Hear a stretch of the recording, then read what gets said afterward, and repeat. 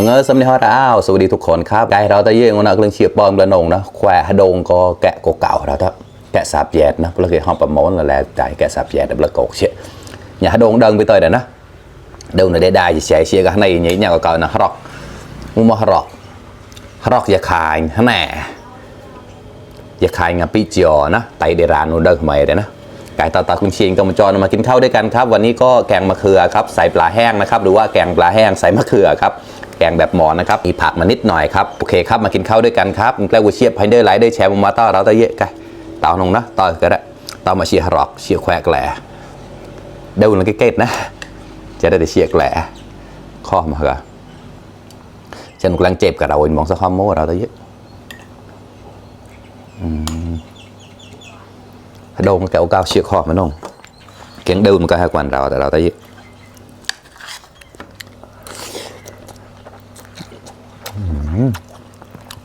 อร่อย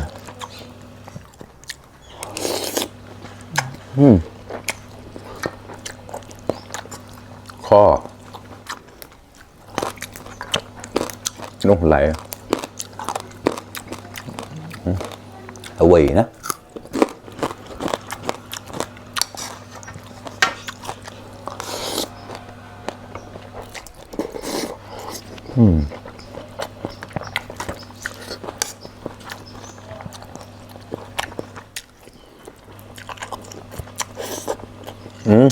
แกะข้อมาก่อน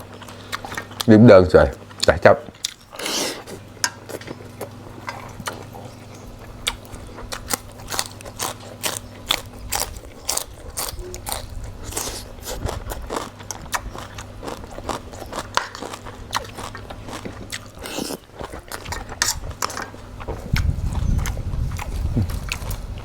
สับหลอก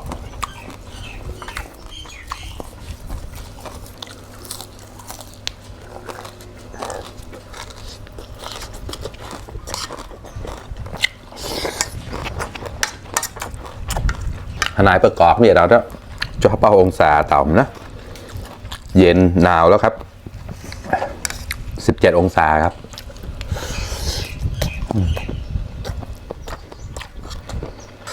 ป้าผมใส่เส้นเราเป็นเป่ากันกาเชียร์รอกมาครับเนี่ยแล้วละปลารอกข้างหน้าได้นะปลารอกข้างหน้าอย่าขายชื่อจำใช่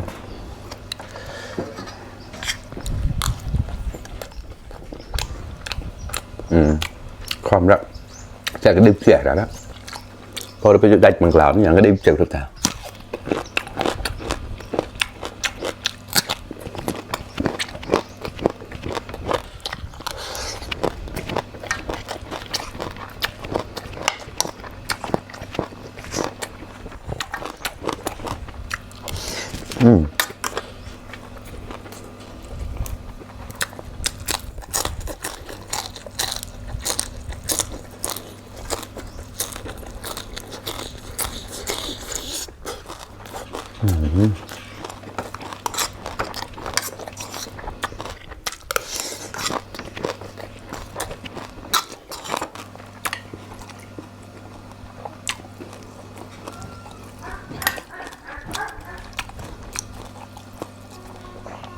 nhờ kè là đó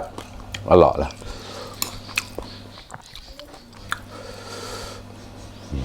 มะเขือนะครับมะเขือยาวๆฝั่งโน้นครับไม่ใช่ของไทยนะครับอร่อยเหมือนกันกลิ่นมันนะ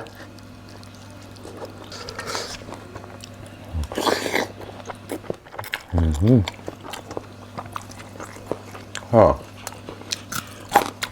ร่อย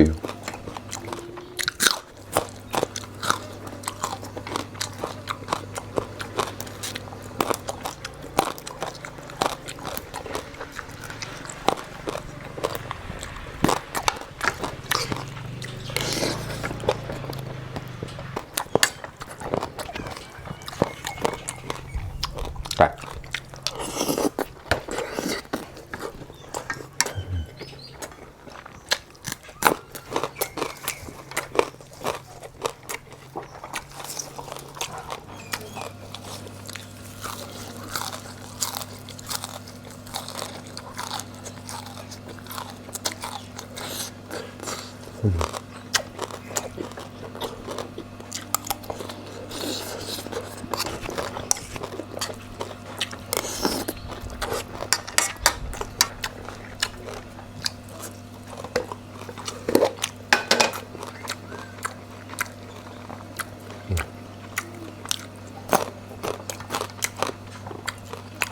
่อเราเคยขายเนี่ยโอ้ย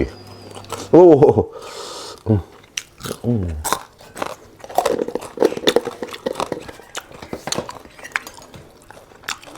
เคยขายกับหมอนหน้าอย่างนั้น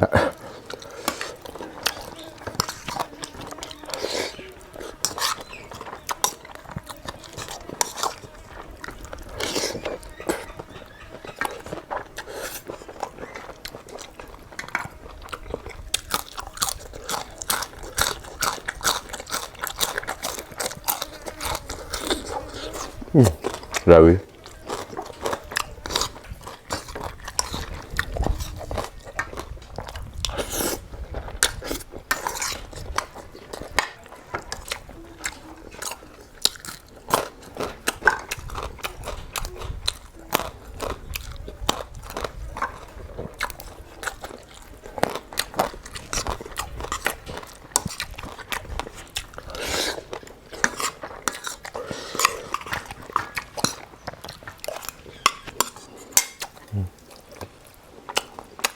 ขนมเล็กข้าวเหรอนะ